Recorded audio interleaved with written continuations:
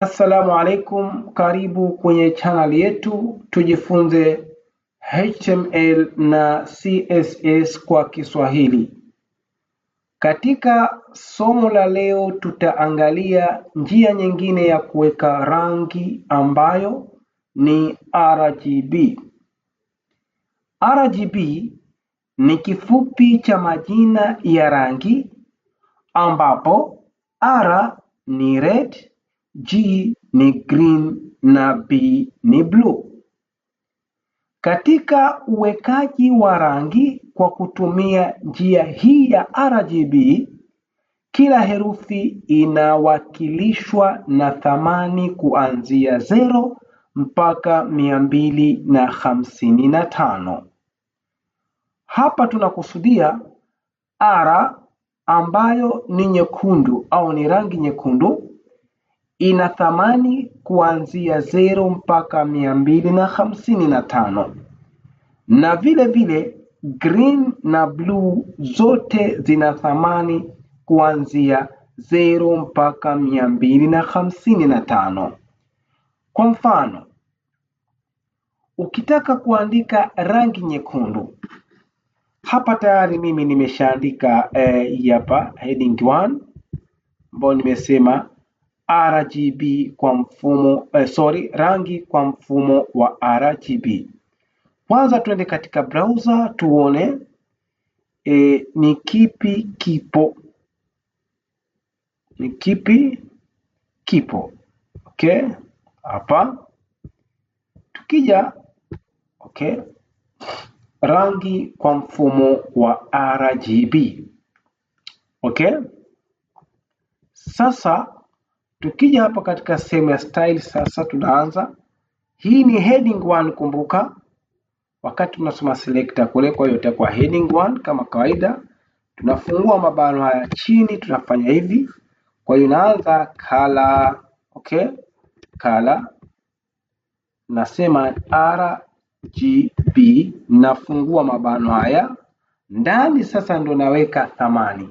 Kwa hiyo nikitaka kuandika rangi nyekundu hapa nitaandika 255,0 ambayo hii 0 inasimama kwa G ambayo ni green, halafu koma naandika tena 0 ambayo hii inasimama kwa blue.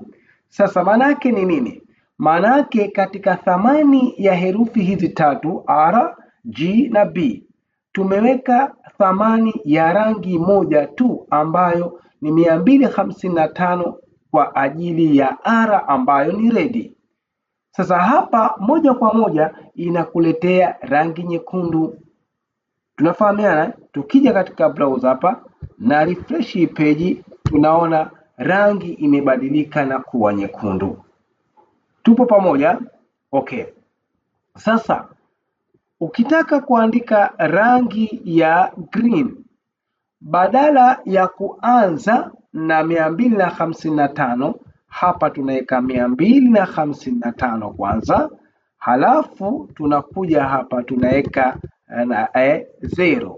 Moja kwa moja rangi itakayotokea ni rangi ya green kama tunavyoona hapa. Kwa nikija tena hapa katika page na refresh page yangu hapa, rangi imebadilika kutoka nyekundu kwenda green. Nikitaka sasa kuandika rangi ya blue, napeleka hapa thamani ya hii inakuwa 0 nayo. Hapa na hapa sasa inakuwa thamani yake 255. Moja kwa moja tumepata rangi ya blue. Nikija katika page hapa na refresh tena karatasi hapa, moja kwa moja rangi unaona imebadilika kuwa rangi ya blue. Tunafahamiana? Sasa ukitaka kuweka rangi nyeusi, maanake unataka kuibadilisha rangi iwe nyeusi, ni hivi. Unachukua hapa, turudi hapa. Kwa hiyo hapa katika sehemu hii nayo unaweka 0. Ukiweka 0, moja kwa moja rangi itakayotokea ni nyeusi. Maana yake ni nini? Katika red hakuna rangi yoyote, katika green hakuna rangi yoyote, na katika blue hakuna rangi yoyote. Kama hakuna rangi, kitakachotokea ni kiza, na kiza siku zote kinakuwa na rangi nyeusi, na ndio maana hapa tukirefresh peji yetu moja kwa moja na sisi tutapata rangi nyeusi. Maandishi yamekuja na rangi nyeusi. Tuko pamoja? Okay. Lakini vile vile ukitaka kuweka rangi nyeupe, unachanganisha rangi zote tatu kwa thamani ya 255, au inategemea ni weupe gani unaotaka.